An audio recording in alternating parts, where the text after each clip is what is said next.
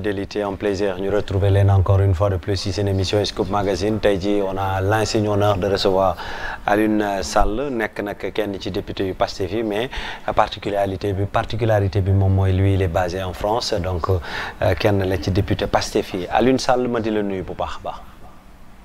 salaamaaleykum Djibi maa ngi lay nuyu bu baax di nuyu. Alors.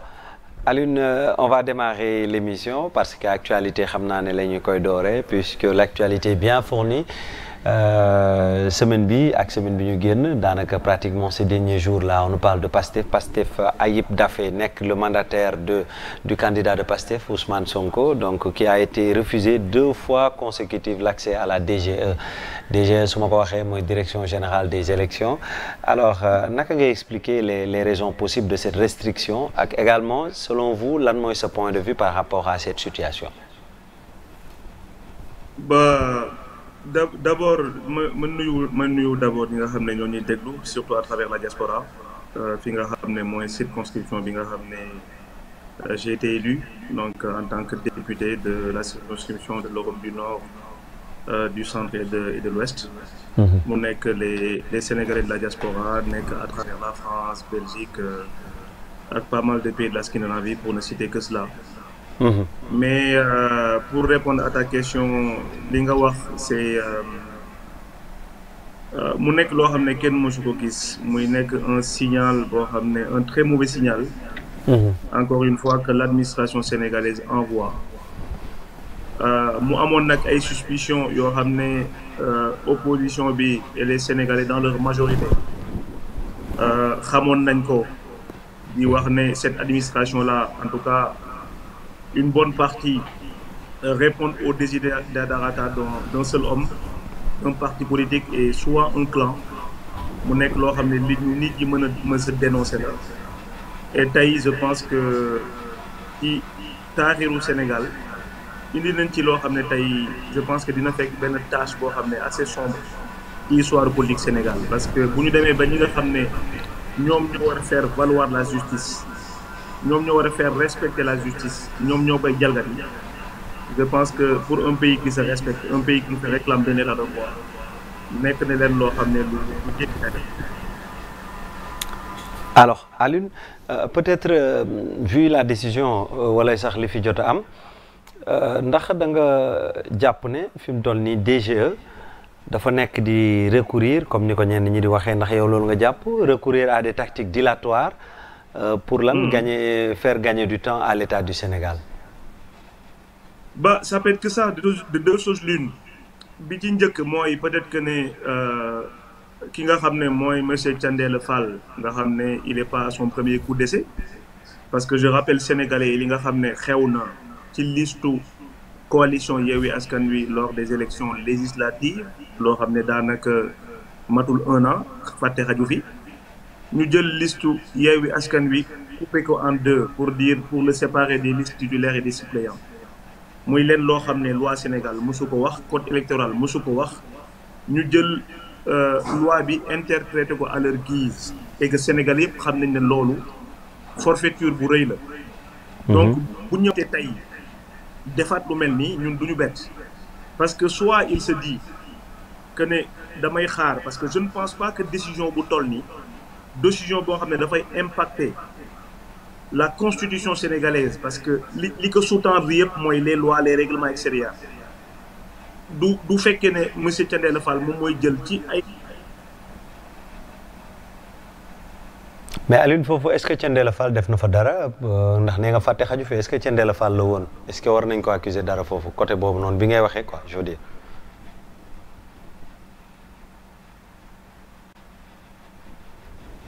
Que ce soit des agents etc. Toute responsabilité lui incombe parce que moom mooy ki nga xam ne moom mooy le directeur. Donc bu ñu demee ba am ay forfaiture am encore une fois da 90% des Sénégalais ñi nga xam ne seen jàng màcc na ci wàllum droit wax ne du lii ñoom seuls qu'ils aient pris la responsabilité de diviser cette liste là pour man c'est une responsabilité boo xam ne qui lui incombe directement et que bés dina ñëw dina layu ci li nga xam ne moom lay teg nii parce que ñëpp xam ne jaarul yoon tey bu ñu demee ba nga xam ne li ñu tënk ñun dans une république c'est les lois et les règlements. bu ñu demee l'article le code électoral à son article 47 dit que ne décision de justice dañ ko war a nu ñu koy waxatee encore dañ ko war a exécuter. D'accord amul de manière directe et que sunu mandataire dem non seulement parce que li nga xam ne jar na leeral aussi parce que ils ont pas refusé de donner les fiches de parrainage. Ils lui ont refusé l'accès parce que xam nañ ne ñoom amuñu lay boo xam ne bu valable la pour justifier encore une fois cette forfaiture. Cela montre deux choses mooy yow doguma la Alioune Sall mais Thiendella mi ngay wax génn nañu tout à l'heure léegi benn communiqué en direction générale des élections signé Thiendella Fall xaw ma ndax jot nga ko ou pas. non jotaguma ko gis. Bon ci communiqué bi peut-être ma liiral la quelque comme ça nga jéem a bon mu nekk comme réponse ak li ngay wax ou bien mu permettre la nga rebondir parce que si je cite bien le communiqué ni mu commencé mooy par lettre numéro xam naa peut-être du côté de la régie dinañ ko jéem a génne nga xoolaale ko en même temps mais dañ ne par lettre numéro 000 116 MJCAB en date du 11 juillet 2023, le ministère de la Justice a communiqué au ministère chargé des élections la liste des personnes condamnées à radier ou à retirer du fichier électoral. Se fondant sur cette lettre, le ministère chargé des élections a procédé au retrait du fichier électoral des personnes concernées. Une de ces personnes, en l'occurrence Monsieur Ousmane Sonko, a saisi le tribunal d'instance de Ziguinchor pour attaquer ce fait. Le tribunal, dans son ordonnance numéro 01 du 12 octobre 2023, a demandé sa réintégration. Sur cette question, il y a lieu de préciser qu'il n'y a pas encore de décision définitive. Defe naa ne foofu moo ñu intéressé. Il n'y a lieu de préciser qu'il n'y a pas encore de décision définitive. L'État du Sénégal ayant décidé d'exercer les voies de recours qui s'offrent à lui.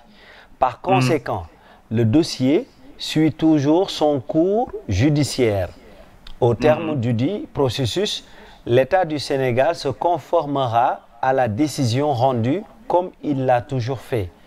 Dès lors, il y a lieu d'éviter d'installer toute polémique tendant à faire croire que la Direction générale des élections a violé la loi dans le cas d'espèce. Fait à Dakar le 20 octobre 2023, le directeur général des élections après signé Tanor Thiendella Fall. Ça c'est encore, enfin ça me fait rire hein, honnêtement, même si c'est pas du tout marrant ce que je viens d'entendre. Man yaa ma ko wax hein, parce que li ma ci jàng rek mooy deux choses. Pourquoi ça me fait rire? Parce que lan moo tax bi sunu mandataire demee parce que jusqu'ici on a quand même essayé de se conformer à la loi. Lan moo tax tey monsieur ki nga xam ne mooy mandataire monsieur Ousmane Sonko, à savoir monsieur Ayib Daffé, accompagné quand même d'un huissier de justice, un agent de l'État. Pourquoi bu ñu demee démb ak tey ils n'ont pas été reçus? Li mu wax ni xamoon na ko démb xamoon na ko tey parce qu'ils ne sont pas préparés. La décision n'est pas sortie aujourd'hui. Ça fait au moins une semaine que la décision est sortie.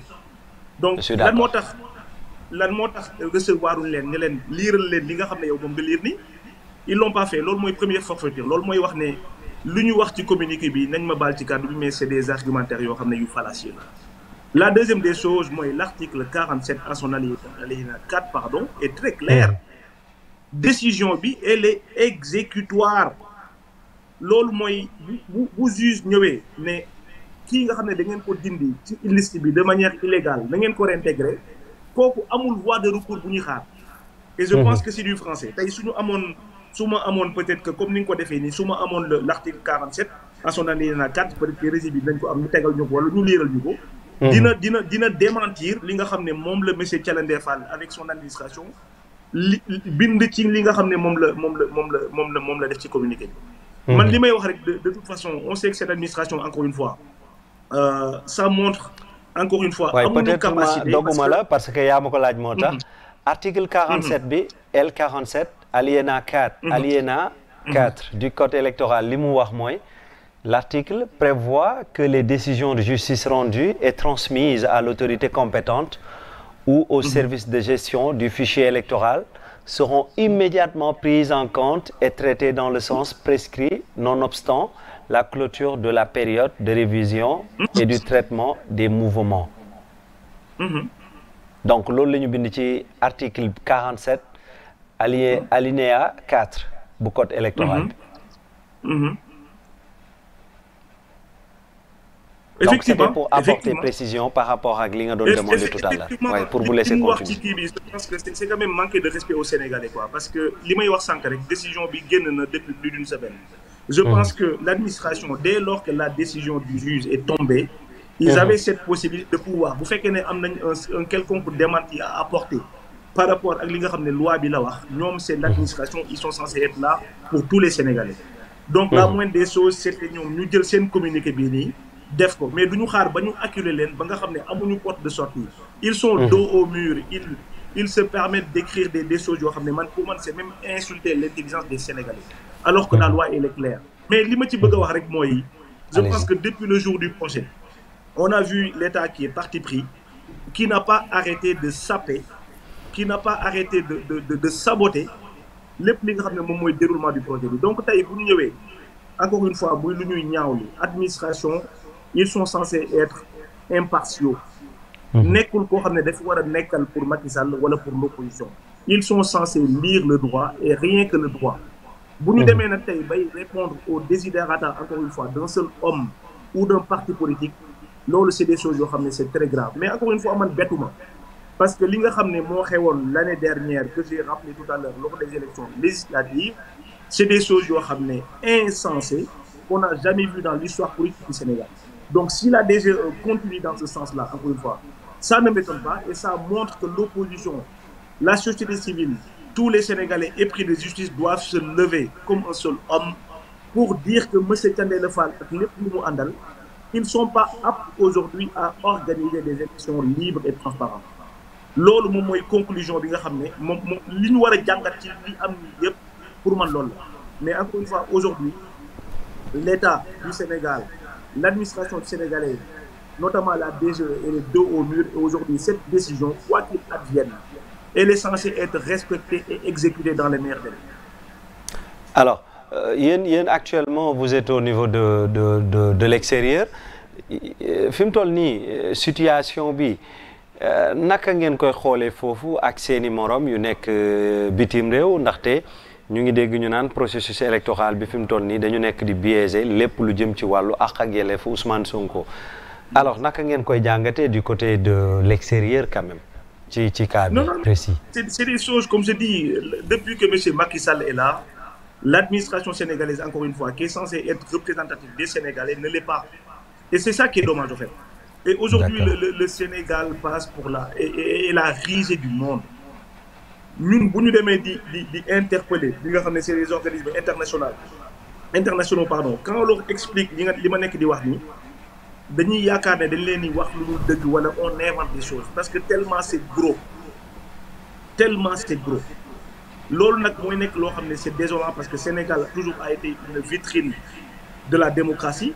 Les gens de la sous-région notamment sunu mbokk africain ak panafricain yu nekkal fii en Europe, aux États-Unis, un peu partout dañu amoon benn vision bu ñu am ci Sénégal boo xam ne en tout cas dans le sens de la démocratie boo xam ne du amoon lu ñu koy xoolee. Mais léegi avec toutes ces forfaitures qui ont émaillé le régime de Macky Sall, Sénégal dem na ba jàpp nañ ne c'est une république bananière parce que li ñuy def nii encore une fois tout à l'heure tu parlais, tu as utilisé même le mot dilatoire. Man, je pense que c'est même au-delà, c'est du banditisme d'État parce que bu ñu demee ba nga xam ne loi wax na ñi nga xam ne ñoo censé faire respecter loi ñoom c'est les premiers à les bafouer kooku je pense que nekkatuñu ci république. Et je pense que on gagnerait pour la stabilité de ce pays-là, une stabilité de manière durable. On serait inspiré à revenir à de meilleurs sentiments pour organiser les élections parce qu'encore une fois rien n'est éternel. Macky Sall dafa ñëw fii ñu xeexal ko en 2012 ba mu gagné ki fi nekkoon muy président Ablaye Wade. Donc on lui demande la chose simple, c'est de faire pareil, organiser des élections libres, indépendantes avec un organisme indépendant pour que ñu mën a Sénégalais yi tànn ki nga xam ne moom moo leen di jiite en février 2024 inchallah. alors foofu noonu ba tey jii nii xëy na mën na am ngeen def ko d'une manière générale mais au niveau de l'extérieur foofu Pastef surtout France naka ngeen compter def fi mu toll nii pour au moins du côté judiciaire et politique Ousmane Sonko li ngeen jàpp ne dañu salfaañi ak ak yelleefam pour qu'au moins ñu respecter les droits d'Ousmane Sonko à être candidat. Non, mais aujourd'hui, le côté judiciaire avec nous, hein, parce que cette décision qui a été rendue, qui dit que Ousmane Sonko, la façon dont il a été radié des listes électorales, ça a été fait de manière illégale. Le motax juge bi ordonné à ce que Ousmane Sonko puisse être réintégré. Aujourd'hui, amul lenn loo xam ne empêché na Ousmane Sonko mu mën a jël ay fiches de parrainage am amul lenn loo xam ne empêché na Ousmane Sonko bu bokk ci ñi nga xam ne ñoom ñooy concourir au suffrage des Sénégalais en février 2024. Mais sauf qu'on a un État, d'accord, qui ne veut pas l'entendre de cette oreille et qui utilise des stratagèmes à chaque fois pour barrer la route qui est plébiscitée par une majorité écrasante des Sénégalais. Et c'est ça qui est dommage, c'est ça qui est désolant. Là, aujourd'hui, il ne s'agit plus d'une question judiciaire. Parce qu'encore une fois, sur le plan juridique, amul lenn loo xam ne empêché na Ousmane Sonko pour mu dem élection. Maintenant, la réponse, elle est politique et la réponse, elle va au-delà même de PASTEF. Elle va au-delà du parti PASTEF. Parce que rien ne dit, même les autres candidats de l'opposition, qui aujourd'hui veuillent concourir au suffrage des Sénégalais, puissent être sur la ligne de départ. Parce que Macky Sall, comme nous le faisons, ben jour, je vais choisir les candidats qui ont une élection, et l'autre, dans une démocratie qui se respecte, on ne peut pas le concevoir. Donc, ce appel bien lancé. Bonne réponse politique apportée. La réponse, c'est qu'il faut se battre. Il faut se battre avec les moyens qu'on a. Il faut que les Sénégalais se lèvent pour dire que le Sénégal, ce n'est pas une monarchie. Parce que vous nous démez, encore une fois, Djibi, vous nous démez, on n'est pas dans un jungle. Ce qui différence c'est jungle avec un État, moi les lois et les règlements. Alune soutogne Djibi, yon mën len até jox yon Djibi. C'est ça qui différencie d'un jungle. Fi nga xamné fofu la animaux yi nek. Mais bu ñu déngé l'état bi nga xamné mo censé garantir le respect de ces lois et règlements, ñom ñokoy jël diko piétiner, on n'est plus dans un état de droit. Et lolu, la seule chose qui vaille moi que c'est l'état, encore une fois, que ce peuple qui est le seul souverain puisse se lever comme un seul homme pour dire non. Macky Sall, son armée, son gouvernement, sa police, sa justice, je ne généralise pas bien sûr, aujourd'hui qui sont inféodés à la République de Macky Sall, le Sénégal ne leur appartient pas. On ne peut pas se concevoir aujourd'hui que nous, li nga xamné lu toll ni état la ben minorité de personnes jël ko bëgg ko def lu leen nexé bëgg tan ñi nga xamné ñom ñoo fi continuer et lolu sénégalais yi duñ ko nangu. Donc il faut que sénégalais quand je parle de combat politique c'est lolu lay nek di wax. Il faut que sénégalais yi japp né dire stop à Macky Sall parce qu'ils en ont les moyens, ils en ont les capacités pour dire que ñun ñoy le seul peuple souverain, ñun ñoy wax kan moo ñuy nekk suñu président ak kan mooy nekk suñu ki nga xam ne moom moo ñu war a jiite. Sans cela, encore une fois, on peut laisser Macky Sall transformer le Sénégal en un royaume et nekk buur wala des comme ça. Et je pense que cette période-là, elle est révolue. Tollatuñu foo xam ne dañuy réduire les gens en esclaves et qu'il faut que la République, telle qu'on l'entend, telle qu'on la conçoit, que les lois et les règlements qui régissent la République et les pays et les personnes qui la composent, pardon, puissent jouir de leurs droits, puissent jouir de leur liberté fondamentale. La Constitution moko maye. Et là, les Sénégalais, je ne pense pas que dinañu nangu ñuy salfaañe seen ak ak seen yelleef. D'accord. Alors li nga fi wax lépp du côté de la justice la jëm ak ministre de l'Intérieur. Fi mu toll nii qu'est-ce que vous attendez de l'actuel ministre de la Justice et également celui de l'Intérieur? J'attends pas grand-chose dans la mesure où moi en tant que député, il y a énormément de questions écrites, des questions orales. Yo xamné bind nañ leen ko ci li nga xamné mom moy jëm ci ay walu ak yelleef par rapport aux Sénégalais. Je rappelle que lors des événements de mars 2021, ñu ngi ci danaka un peu plus de 2 ans, boom nañ ay doomu Sénégal lo xamné du ci ñaar du ñett une cinquantaine de personnes jusqu'ici mosoo dégg benn enquête boo xam ne diligenté nañ ko pour faire la lumière sur ces tueries donc ndegam 2 ans et demi la ñu toog il ne suffit pas de faire benn jeu de chaises musicales pour dire ne on a changé ce à quoi on a assisté récemment xaw ma remaniement lañ ko tuddee xaw ma lan c'est amul du dara lu dul voilà benn jeu de chaises musicales boo xam ne qui ne dit pas son nom. et su ma waxee attentif surtout nag ci cas précis bi quoi cas bi ñu nekk quoi. Ouais, non, mais cas bi ñu nekk de toute façon c'est clair. Moi, je pense qu'il y a on n'a même pas le ministre de la Justice n'a même pas à s'immiscer de cette affaire-là. Aujourd'hui, on a une administration territoriale aujourd'hui qui n'a pas pouvoir à dire qui est candidat et qui ne l'est pas.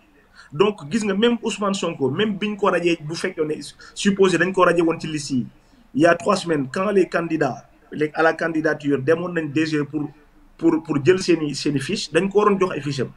Parce qu'encore une fois, eux, ils ne sont pas habilités parce qu'on est dans une république, on est censé avoir une séparation des pouvoirs. Nous, nous avons depuis le Mais ce à quoi on assiste, c'est que, qui nga xamné mom mo nek ci bopp bi moy monsieur Macky Sall mom moy wax li nga xamné mo nek ci exécutif bi c'est lui qui gère li nga xamné mo nek ci législatif, c'est lui aussi qui gère li nga xamné mo nek ci judiciaire. Et là dans une république, ça ne se respecte pas. Aujourd'hui, tous les chemins mènent vers ce monsieur-là. C'est lui qui donne les directives, d'accord, à son ministère de la Justice, à son ministère de l'Intérieur, pour que les li nga xam ne arrangé wul opposition bi parce que des exemples il y en a à foison ah. mën naa ci lire loo xam ne du jeex. Sauf que à un moment donné il faut savoir dire stop. Macky Sall n'est pas candidat en 2024. Il faut qu'il mette en place un organisme indépendant pour organiser des élections et que là, encore une fois le seul peuple souverain mooy les Sénégalais. Tànn ki nga xam ne moom lañ jàpp ne moom la ñu war a yóbbu mais su ma doon lire des scandales wala des forfaitures yoo xam ne que muy ministère de la justice que muy ministre de l'intérieur def nañ ko du ñu fi jógee et jusqu'ici encore une fois bi ma la ci limal mooy li nga xam ne moo gën a fort parce que bu ñu demee ba nga xam ne wax nañu il y a mort d'homme bakkan quand même bu rot nga xam ne nee nañ la benn bakkan su génnee rek c'est la fin de l'humanité ñun ñi nga xam ne am nañu une certaine croyance.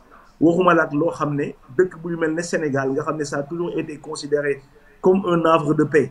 ñu ne la lu mat 50 doomu sénégalais génn nañu àdduna ñii ñu rey leen par balle ñii ñu rey leen par xawma leneen et que 2 ans et demi 3 ans après il y a aucune enquête qui a été diligentée là kenn mënul wax koo xam ne encore une fois kii rek moo la ñor dëgg rek moo la ñor mënoo wax ne ce pays là on peut l'appeler un état de droit. Kon Aliou Sall ndax da nga bëgg a wax ne la dictature est à la porte du Sénégal?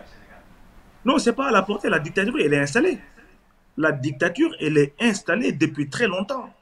Parce que dès lors qu'il n'y a pas de séparation du pouvoir, dès lors qu'au Sénégal, en 2023, on peut se permettre de séquestrer une personne qui plus est l'opposant principal au régime actuel pendant 55 jours sur aucune décision légale, aucune décision administrative. Loolu suñ ko tuddeewul dictature lan lañ koy tuddee et que quand tu interroges les ministres même il est incapable de te répondre quand tu interroges ñi nga xam ne le ministre de la justice ñoom ñoo war a yor loolu il te dit mesure administrative sans même que ça soit notifié à la personne kooku je même dictature c'est digne quand même de régime stalinien parce que lu ma doon wax bu fekkoon ne ci ay technique rek la ñu yam wala ay xoxatal nit wala essayer d'installer la dictature de la terreur ma ni waaw mais là waxal naa la exemple bi gën a rëy mooy dañu rey ay nit te bu ñu ràññee ay nit on a vu à l'époque le ministre qui se permettait quand même de se fendre de communiquer mensonger tous les jours di génn di wax ne telle personne bal reyu ko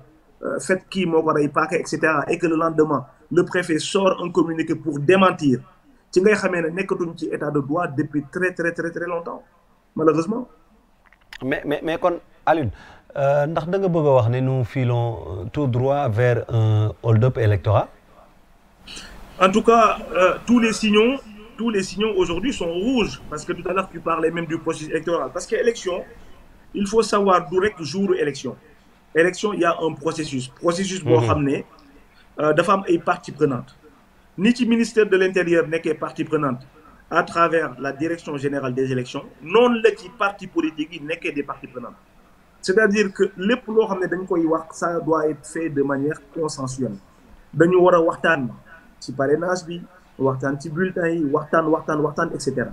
D'ailleurs je prends l'exemple même du parrainage bi nga xam ne gis nañ ne CEDEAO avait condamné l'État du Sénégal en 2019 disant que lii non seulement c'est un filtre illégal et de deux ça ne garantit même pas la confidentialité du scrutin qui est quand même un élément fondamental pour une élection présidentielle. Nga gis ne lors de la période de révision électorale qui est quand même censée durer 4 à 6 mois et qu'il y ait une révision exceptionnelle après pour ñi nga xam ne amoon nañ gànt wala dañu tukki woon wala dañu amoon ay en tout cas des problématiques qui ont fait que ils sont pas pu s'inscrire sur la période normale de plus se rattraper. Mais cette année da lañ gis des primo-votants qui ont été empêchés d'être enrôlés te teguñu ko fenn. Fii ci France fii ci Europe bi on a eu que un seul mois. C'était le mois de février avec toutes les périodes de vacances sur cette période-là. Bu ñu xoolee par rapport au nombre de jours ouvrés, ça ne dépassait pas 20 jours. Alors qu'on était censé avoir 4 mois plus 1 mois de période exceptionnelle. Tu penses que loolu aujourd'hui, combien de Sénégalais ont été mis sur le carreau et qui seront empêchés de vote? Li nga xam ne loolu seen constitution moom moo leen ko may. Et encore une fois, j'ai d'autres exemples qui font que ce processus-là est biaisé depuis longtemps. Et ce processus de parrainage aujourd'hui qui est d'une opacité mais énorme, parce que xam nga dafay dugg mën nga dugal say parrainage par million ñu xëy ne la mataloo y a des doublons et t'as aucune possibilité de pouvoir le vérifier. Donc suba Macky Sall mën na xëy yeewu ne way man c'est Djibi Sarr c'est Alioune Sall c'est et cetera ñooy les candidats luñ ci mën dara. Donc loolu moom moo lay wan ne li nga doon wax sànq ce processus-là quand on parle de hold-up c'est pour ça j'invite vraiment là c'est un appel solennel que je lance à l'opposition, aux gens de la société civile. On ne pourrait pas accepter que ces élections-là puissent être organisées par le ministre de l'Intérieur à travers la direction générale des élections. Parce que ils sont parti pris, loolu c'est clair, à travers de heure bu ñu xëyee rek yàlla di leen wan seen parti pris bi nga xam ne am nañ ko de manière mais vraiment impartiale. Et ça c'est des choses yoo xam ne je pense que pour préserver la démocratie, pour préserver la stabilité de ce pays-là, il faut que des gens épris de justice se lèvent et se battent pour que les exigences yi nga xam ne moom laa wax ni que ñu mën ko que Macky Sall puisse l'accepter, que les Sénégalais puissent choisir librement ki nga xam ne moom moo ko remplacer. Mais avant may poursuivre Alioune wax nga ko en 2013 en 2018 en 2015 en 2017 donc des exemples yu fi nekk avec la CEDEAO ak yeneen cours ak yeneen décisions yu ñu fi génne kon état da nga bëgg a wax ne l'état du Sénégal est coutumier des faits. Non, c'est plutôt le régime de Macky Sall parce que quand on prend l'exemple de Abdoulaye Wade quand il a été acculé pour que un organe indépendant puisse organiser des élections daf ko nangu sans aucun problème. Et que c'est même ce Macky Sall, à l'époque, je me rappelle très bien, les vidéos sont là, il n'a pas arrêté de fustiger le fait que le ministère de l'Intérieur d'alors n'était pas en capacité d'organiser des élections parce qu'il était partie prenante. Et il avait raison à l'époque. Sauf que li mu doon wax nañ ko appliquer ñeneen, là, il ne veut pas se l'appliquer. Donc, c'est quoi ses intentions aujourd'hui? Ça prouve à souhait que ses intentions ne sont pas claires. Est-ce que du loolu day wane le type de politique bi ñu am fii ci réew mi kon? Non, le type de politique, oui, de toute façon, c'est loolu moo indi tey Pastef, loolu moo indi tey peut-être d'autres partis, même si, enfin, la nouvelle génération qui aspire à autre chose. C'est bien beau de vouloir voilà, mettre des promesses, etc. Oui, su ma ñëwee dinaa def lii.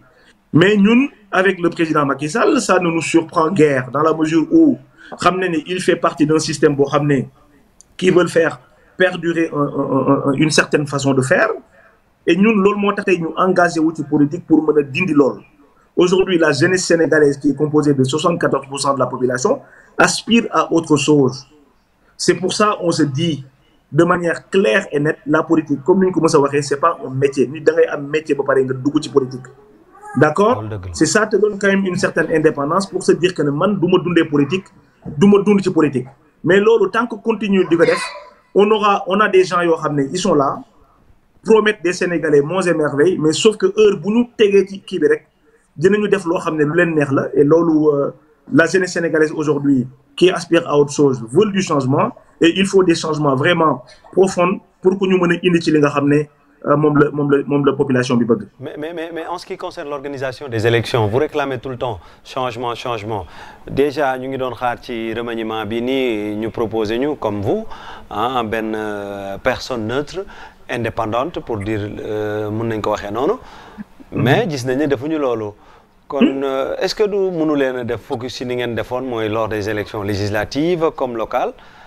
mooy lan dem ci élection même ku fekkee ki ñu fi teg mais bu ngeen leen waree dóor ngeen dóor leen au cas contraire tamit ñu xam ne loolu moo am rek.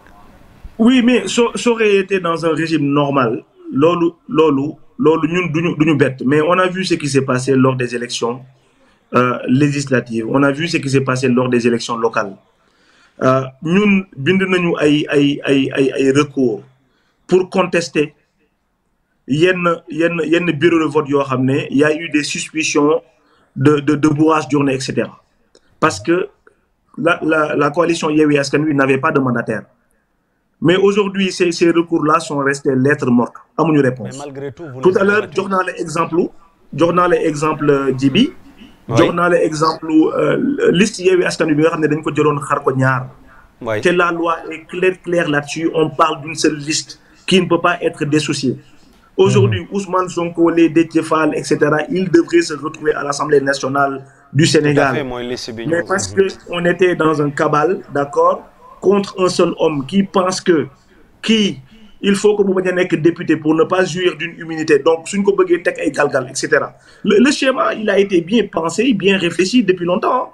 Nous, nous invalider cette liste-là, donc, tout ce processus-là a été fait quelque chose de bien réfléchi. De la part des régimes, c'est machiavélique, d'accord? Mais, il faut que le peuple se batte pour voir le Sénégal, encore une fois, ce n'est pas une monarchie. Et les pour en termes d'élection, que nous pouvons dire. Mais bon, c'est bien réfléchi. Alors, si c'est bien réfléchi, est-ce qu'il y a ne de perdre du temps?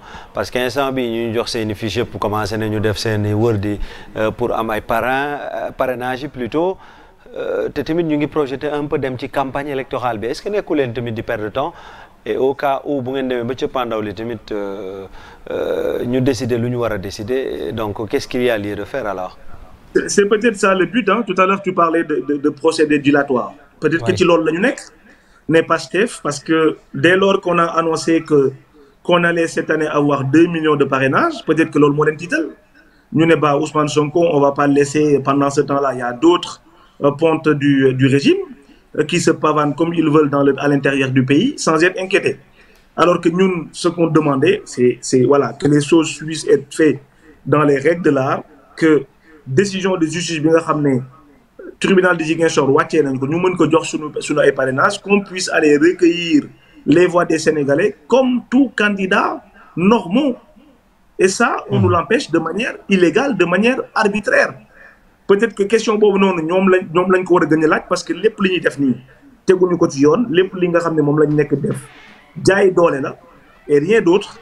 Et ça, encore une fois, on se battra avec les moyens politiques qu'on a. Maintenant man kay lima la wax sank dama lay koy ñew indi watal la ko rek dila wax né souvent damay xawa génn un peu ce cadre là dañu gis né yeen ñi nekk du côté de France bon à l'extérieur temps yi passé xex bi combat bi yéna ko jëlone téé ko du côté de Pastef mais maintenant dañu gis né da ngeen xawa tamit wañi touti paay lan mo xew. Non, du tout. On est toujours dessus. Nous, de toute façon, il y a une promesse qu'on s'est faite, nous, la diaspora. Et lors de France, c'est partout dans le monde. Nous, on a la possibilité, je le dis tout le temps dans mes discours, je dis aux gens, ici, dans la diaspora, on a la chance d'être dans des pays de liberté. On a la chance de vivre dans des états de droit. On a la chance de vivre dans des pays émergents. Gis nga fii na c'est exemple bu ma lay jox rek Djibi fii Paris. Su defee une marche. Soo gisee les moyens que l'État français déploie pour nous encadrer, on a au moins une dizaine voire une vingtaine de camions CRS un samedi.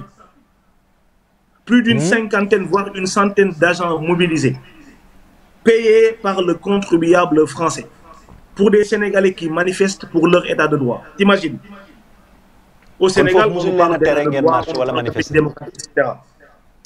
Pour vous dire, on a cette chance-là. Donc, nous avons le droit que nous sommes au Sénégal, parce que depuis le mois de mai dernier, le 19 mai, si je ne m'abuse, opposition bi amul ben manifestation bo xamné organisée wala bu ko organiser le préfet avec la complicité de l'administration du pouvoir exécutif dañ koy interdire de manière systématique alors que le droit de manifester c'est quelque chose qui est garanti par la Constitution depuis le mois de mai.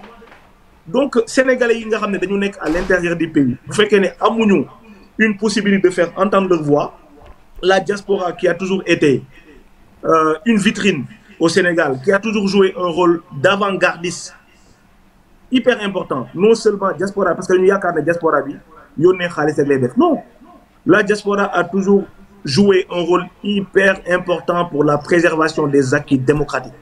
Toujours. Donc cette diaspora aujourd'hui, elle se sent concernée, tout le temps comme nous avons au Sénégal, pour mener tous les week-ends, toutes les semaines pour dire ce qui se passe au Sénégal n'est pas normal. En tout cas, on l'a vu partout.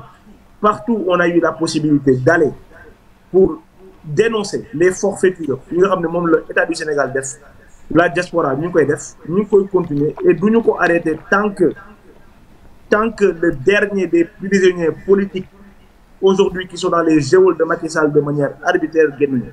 Je pense que c'est une promesse pour nous. Et Inch'Allah, la diaspora va tenir cette promesse-là parce que il est anormal en 2023, un pays comme le Sénégal, qu'on puisse technique parce que pour des délits d'opinion, qu'on puisse technique pendant pratiquement 1 an parce que d'un coup soupçonné de quelque chose qui est parfois basé sur des raisons, pour la plupart des raisons fallacieuses. Là, nous ne pouvons accepter et la diaspora, encore une fois, va se lever, continuer cette lutte-là qui va mener jusqu'à prison. Si je comprends bien, Alioune Sall, la diaspora doit signer un pacte moral avec sa population, comme quoi chaque week-end, dañuy def activité, quoi, que ce soit rassemblement ou manifestation. Effectivement, c'est le minimum qu'on puisse faire parce que quand tu fais de l'analogie, encore une fois, ça, c'est les Sénégalais qui devaient le faire et encadrer. Parce que toutes les manifestations au Sénégal nous encadrer, ça s'est bien passé. Mais pour nous dans une dictature, encore une fois, réelle, le préfet interdit systématiquement, même des députés qui veulent tenir une conférence de presse, l'endroit où c'est censé être tenu est barricadé systématiquement. Lolo, ban deuk lañ nek? Ban loi Alioune sank ma ngi la koy wax. Qu'est-ce qui le justifie? Sank ma ngi la koy wax mais xeyna déggoko. Yeen fofu ndax mës na leen arrivé ngeen bëgg manifester wala rassemblement ñu téré leen ko? Jamais. L'État français, ça nous ressemble quand bien même on est des étrangers. Nous avons des droits. Non, jamais. L'État français, on est dans un pays de droit dans toute sa splendeur. Même vous faites encore une fois, on est jeunes, moi je te dis, les personnes que l'État français mobilise tous les samedis, c'est un week-end, c'est des jours non ouvrés. Et on sait que même ces gens-là, ils sont payés peut-être double. Enfin, je veux dire, il y a tellement de moyens logistiques, tellement de moyens financiers qui sont mobilisés pour qu'on puisse, nous, étrangers, Sénégalais de surcroît, et ça se passe avec toutes les nationalités étrangères, puissent tenir leur manifestation parce que c'est un droit. C'est inscrit dans la Constitution. Même s'ils ne le font pas de gaieté de cœur, ils sont obligés de le faire. Alors, peut-être yow yaa ngi France, mais damay revenir un peu sur ce qui s'est passé au niveau des États-Unis. Bi Macky Sall, le président de la République, doon ñëw foofu ci réunion ONU, on a vu ce qui s'est passé avec ces députés comme ku ci mel ni Koura Macky, consort. Mais comment avez-vous nan ngeen defoon pour rassembler wu da ngeen a nu ma ko mën a waxee dëkk bër dëkk la wala waa Amérique rek la parce que j'ai vu ku mel ni Cheikh Thioro Mbacké l'honorable député jóge fii ñëw foofu Guy Marius Sagna et cetera naka ngeen defoon c'était programmé c'était préparé ou bien dafa ñëw nii rek d'une manière spontanée? Non, ce qui s'est passé aux États-Unis, je pense que, enfin, li ma mën a wax mooy li nga xam ne mooy xew France, nga xam ne de manière générale. Effectivement, et que, encore une fois, les Sénégalais, comme l'honorable député Guy Marius Sagna, Cheikh Thioro Mbacké et bien d'autres, d'autres leaders même de la coalition Yewwi Askan Wi, Déthié Fall et d'autres qui ont assisté à la plupart de nos manifestations, ils le font parce que ils n'ont plus la possibilité de s'exprimer dans leur propre pays. Donc, vous faites qu'il y a des messages à faire passer qui sont obligés de faire 5000 km pour venir à Paris et faire passer leur message. Ça montre à souhait, moi, une question que je vais poser, qu'on n'est plus dans un état de droit, qu'on est dans un régime dictatorial, digne d'un régime de Pinochet. Parce qu'encore une fois, dès lors qu'on tue des gens et que ça n'aime personne, ça, je pense qu'on a énormément on a de quoi avoir peur, en tout cas, pour la destinée de ce pays-là. Parce que li may wax démb rek li gën a metti mooy ray benn yoon parce que 2021 état bi dañu ray ay nit état bi deful dara et maintenant ça continue c'est devenu de manière banale depuis boobu ñaata nit nga gis ñu ray leen ci ay manifestations parce que gis dañu génn yor xeer wala sax yoruñu dara pour manifester est-ce que on mérite la mort parce que dañu manifester quels que soient les moyens même qu'on utilise. Nous, filles, on vit en France. On sait que on a tous vécu la période des Gilets jaunes, avec ce qu'on appelle des Black Blocs. Parfois, il y a même des côtés radicaux qui sont d'une extrémisme notoire, qui cassent, qui font des choses. Mais jamais d'au fil dès que nous tirons une balle, ou alors d'autres nous matraque, etc. Et nous, on est à millionième de degrés par rapport à ce qui se passe au Sénégal. Et là, malheureusement, à chaque fois, on tire sur les gens comme des lapins. Et puis derrière, voilà, il n'y a pas d'enquête, il n'y a pas de justice, il n'y a rien. Il n'y a rien. Et ça... Alors, Alioune, su ma déggee kenn ci yéen di El Malick Ndiaye bokk wala mu nekk sax ku responsable ci ñu yor kàddu Pastef su ma ko déggee muy wax mu naan dafa mel ni waxtu wi jot na ngir ñu dajaloo ñun surtout ñu nekk ci opposition bi mais au même moment on a vu du côté de Pastef surtout laay wax ak taxawu Sénégal parce que su ma nee taxawu Sénégal ak Pastef day mel ni ma ne taxawu ak Yewwi divorce bi c'est consommé ndax xam nekkul lu bañ a cohérent le fait muy wax naan nañu dajaloo fii nii ñu gis ne tasaaroo ngeen. Non, ce qu'il faut savoir, Djibi, moi, gis nga Pastef est dans des combats de principe. Le problème, c'est que moi, j'aime pas qu'on personnalise le débat. Gis nga politique, si nous commençons à personnaliser le débat, on va se répondre par médias interposés. Fallait des tarifs, fallait voir qui tarif, etc. Et on nous déglonter. Gis nga le combat de principe, encore une fois. Parce que si on était tous d'accord, si on avait tous les mêmes feuilles de route, on serait tous dans le même parti. Aujourd'hui, il y a 300 partis au Sénégal, certains du pouvoir et d'autres de l'opposition. Vous faites qu'on est une opposition, nous avons beaucoup de gis, nous avons beaucoup une aspiration, même le Sénégalais. Aujourd'hui, on serait tous dans un parti, on serait un seul et unique parti. Mais aujourd'hui, c'est dans cette différence-là qu'on doit se construire. Pour moi, c'est même une opportunité parce que c'est donner la possibilité aux Sénégalais d'avoir plusieurs offres politiques. Mais là, ça ne veut pas dire que sur les combats de principe, même si on n'est pas d'accord, vous et moi, sur des combats de principe contre un régime sur lesquels on est tous d'accord que l'I jaar Lyon, et faut que El Malick de waxe. Quand on parle de processus électoral, encore une fois, il n'y a pas que Pastef qui va s'asseoir autour d'une table avec Ben Bokk Yakaar pour discuter des questions électorales. Non, c'est tous les partis politiques. C'est pour ça, quand on parle de combat de principe, quand on les appelle, quand El Malick les appelle à s'unir, c'est de ça il parle en fait. C'est-à-dire sur des principes, il faut qu'on se mette d'accord pour combattre. C'est ce qui nous a valu aujourd'hui Yewwi Askan Wi, F24 et d'autres plateformes sur lesquelles les partis politiques, quand bien ils sont d'accord, ils se retrouvent autour d'une table pour se mettre d'accord sur un certain nombre de principes, de protocoles, etc. Pour combattre avec les voies et les moyens légaux yi nga xamné mom la constitution bi may. Mais après tout à l'heure pour revenir même sur la dualité que bi nga xamné évoqué entre Pastef et Taxawu, man ça je le refute vraiment totalement parce que j'entends j'ai beaucoup lu cette semaine à chaque fois ñu né way Pastef Taxawu. Il faut savoir que on est dans une coalition qui est composée de plusieurs partis politiques. Aujourd'hui, ce qui s'est passé avec les députés, la coalition Yewwi Askan Wi n'est pas seulement composée de députés de Pastef et de députés de Taxawu. Quand bien même Pastef est majoritaire dans cette coalition en termes de nombre de députés, il y a le PRP qui a des députés, il y a Habib Sy, le parti de Habib Sy qui a des députés, il y a le parti de Aïda Mbodj qui a des députés, il y a le parti PUR qui a des députés. donc buñ ko bëggee jël ba ko def une dualité entre Pastef et Taxawu on biaise le truc. Quand bien même, voilà, il y a eu des remous, il y a eu des choses sur lesquelles on ne s'est pas d'accord, et ça a été dit de manière très claire. Parce que quand tu es assumé, li nga xamné mom nga jappné, li moy sa ligne de conduite, ni nga war défé sa politique, et ça on le respecte.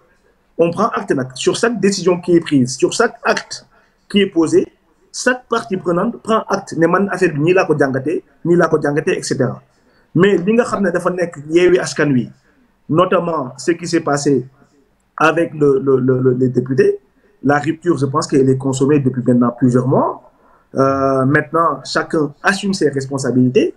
Il n'y a nul besoin que les gens sortent par-ci, par-là, assiéger les plateaux télé pour insulter Pastef, voilà, insulter le président du groupe parlementaire. Parce que, encore une fois, il n'est pas décisionnaire, il n'est pas seul décisionnaire. Chaque décision qui doit être discutée, sont discutés au sein du groupe parlementaire avec toutes les parties prenantes.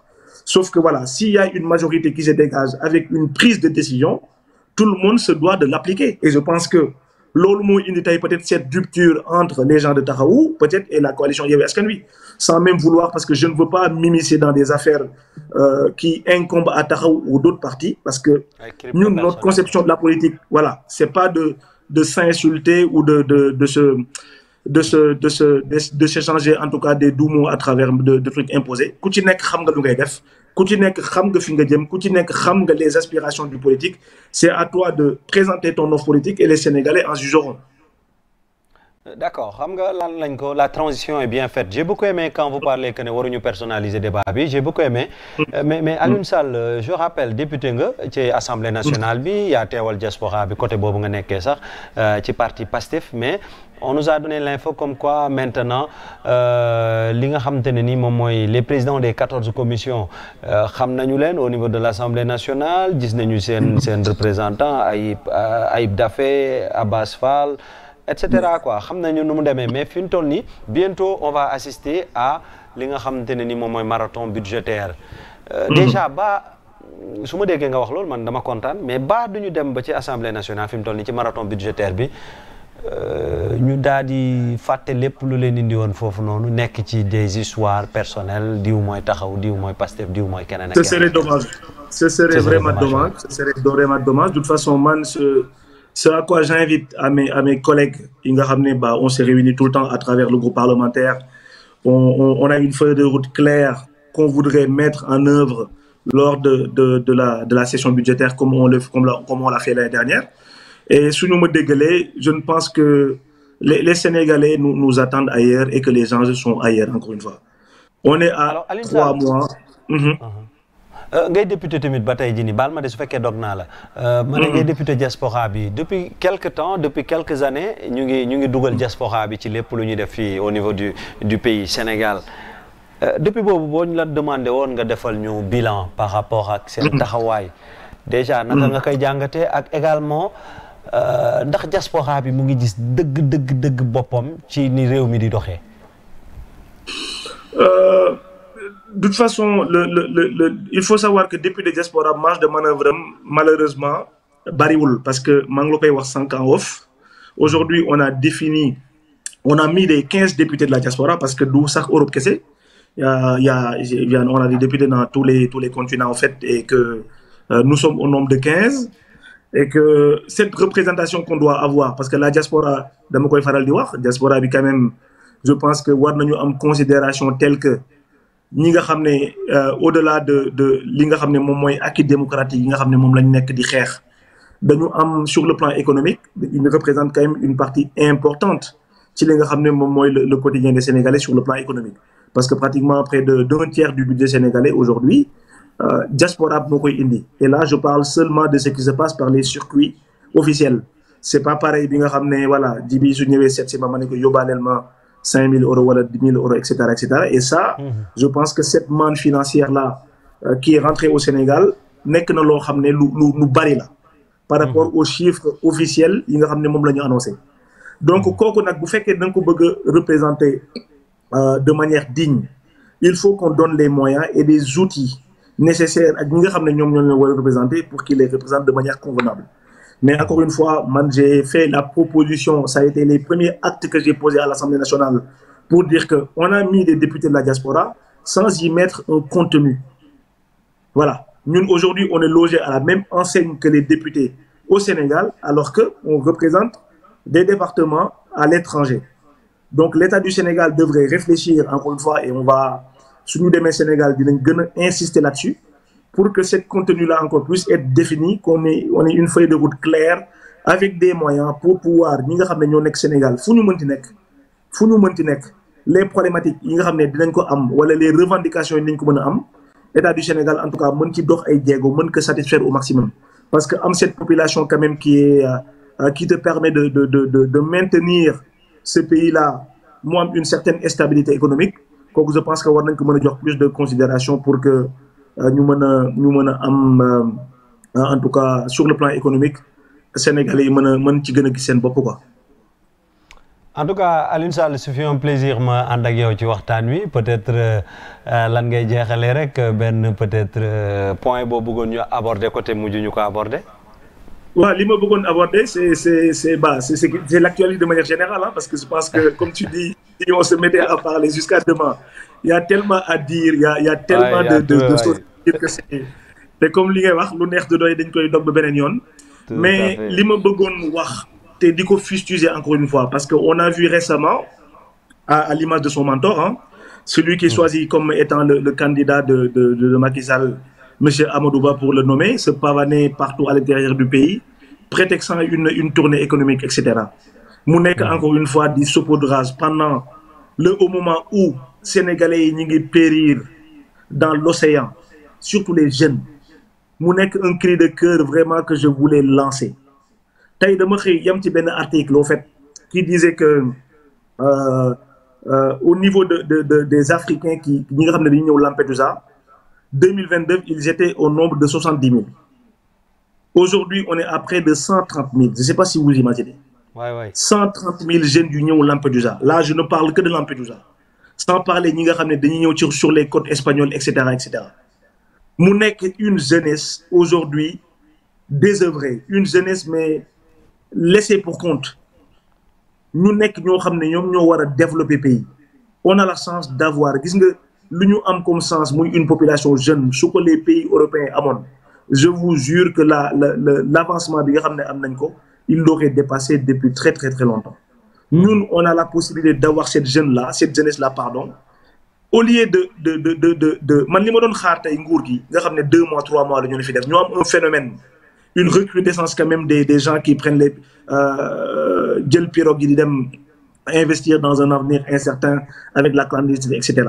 Si nous avons un minimum de bon sens et un minimum d'humanité, je pense que nous devons faire des assises pour voir nan lañu dakkalé ces phénomènes-là. Mais là, j'ai l'impression qu'à chaque fois, ça n'est personne. En juillet 2023, annoncé une stratégie nationale de lutte contre la migration irrégulière. Nous avons SNLMI. Donc, c'est pour réduire, drastiquement le phénomène à l'horizon 2033. Mais depuis lors, c'est du pipeau. Nous devons concevoir en 2023. Nous, sur les côtes espagnoles, ne serait-ce que la semaine dernière, ils avaient compté pratiquement près de 14 000 personnes. Ils ont des filles Sénégal qui départ. Et on sait que ni départ Sénégal, ce n'est pas des Mauritaniens, ce n'est pas des gens de la sous-région. Ils sont composés majoritairement de Sénégalais, pour ne pas dire à 100%. C'est-à-dire que si nous jeunes, nous avons pendant ce temps, d'autres continuent de pavaner sous prétexte de tournée économique, etc. Alors que cet argent-là devrait être destiné, avec même toute cette aide que l'Union européenne aujourd'hui verse au Sénégal, même cette jeunesse-là ne le voit pas. C'est-à-dire que non seulement ils ne les aident pas avec les moyens des contribuables sénégalais, même les aides qui viennent de l'extérieur ne sont pas utilisées à bon escient.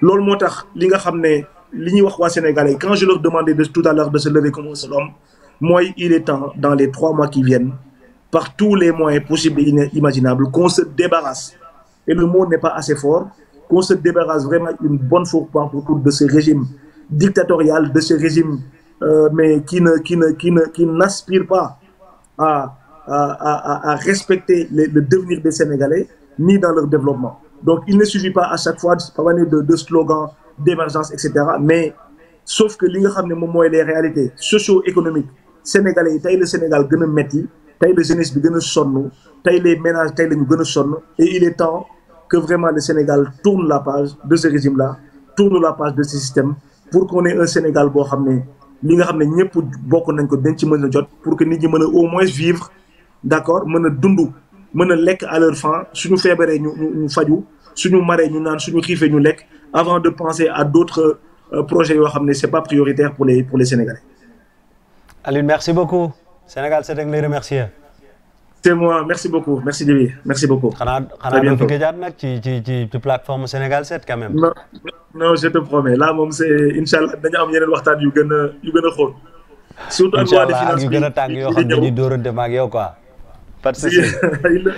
En tout cas revenez quand vous voulez. Alioune Sall qui je rappelle moom benn la ci député Pastef yi nekk ci biti réew donc moom actuellement il est basé au niveau de France ñu koy jaajëfal bu baax a baax merci beaucoup de la disponibilité temps bi mu ñu jox yëpp accordé ñu ko ngir waxtaan ak ñun ci lépp lu soxal nag actualité brûlante bi fii ci réew mi laal nañ sax biti réew ndax on a parlé de migration. Merci beaucoup en tout cas je remercie très honnêtement la régie les techniciens Ismaël Touti Massamba ñoom ñëpp jëfal naa leen bu baax a baax di gërëm également Junior du côté de la coordination di gërëm képp ku jàppoon ci émission ba mën a daal di yemb on se donne rendez-vous mesdames messieurs très prochainement s'il plaît au bon Dieu ci benn numéro Scoop Magazine ci Sénégal 7 mais d'ici là restez branchés scotchés jamais déconnectés sur sénégal7.com jaa ngeen jëf merci au revoir